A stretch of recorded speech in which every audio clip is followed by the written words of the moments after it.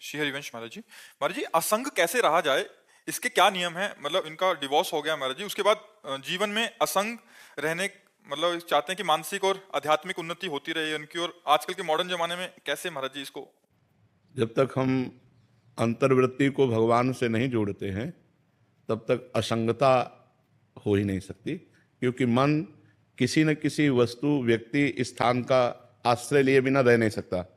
इसका स्वभाव है, ये आश्रय लेके ही रहेगा। देखो, आप शांत होकर देखो तो कोई व्यक्ति चल रहा है दिमाग में, या कोई वस्तु, या कोई स्थान, या कोई घटना, या कोई परिस्थिति, वो आश्रय लेकर उसका चिंतन करता रहता है।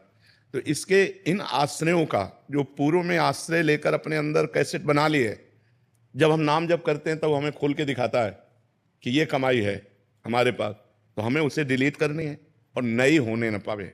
इसके लिए हमें हर समय नाम जप करना है, अंदर से वृत्ति जोड़नी है। अब बाहर से अंगुली से माला चल रहा है और जबान चल रही मुख में और मन चल रहा है संसार में, तो भी असंग नहीं हो पाए। मन मैयासक्त मनाह पार्थ, भगवान ने कहा मेरे में आसक्त मन वाला बने। तो भगवान की जब हम लीला कथाएं सुनते हैं, जैसे भागवत का 10वां स्कंद है, हम स्वयं पढ़ें, हम खूब कानों से सुने, भगवान की लीला कथाएं सुनते हैं, भगवान का नाम जप करते हैं और भगवान के मार्ग में चलते हैं, तो हमारे अंदर एक पावर आता है, भागवतिक पावर, उससे हम असंग रहते हैं। हमें अच्छा ही नहीं लगेगा, ऐसे लगता है कि मैं अकेला हूं, कोई तो मेरा होना चाहिए, ऐसा लगता है ना, सबको लगता है।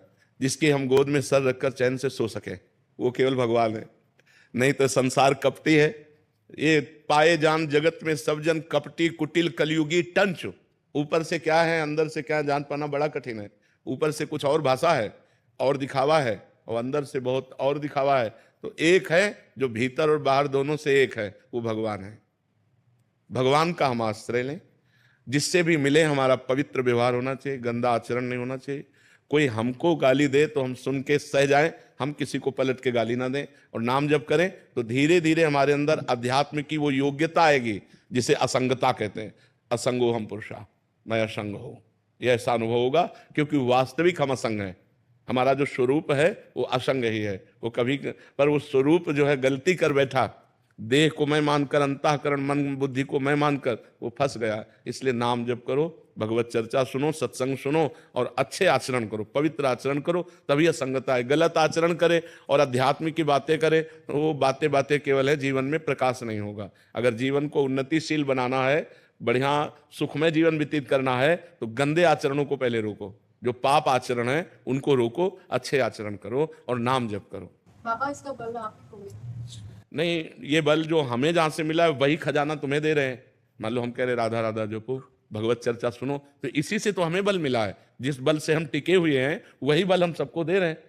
अगर इस बल को आप स्वीकार करें तो लंबे समय में आप खुद अनुभव करेंगे कि आपके अंदर कैसी क्षमता बढ़ रही है, आपके अंदर कैसे भाव बढ़ रहे हैं।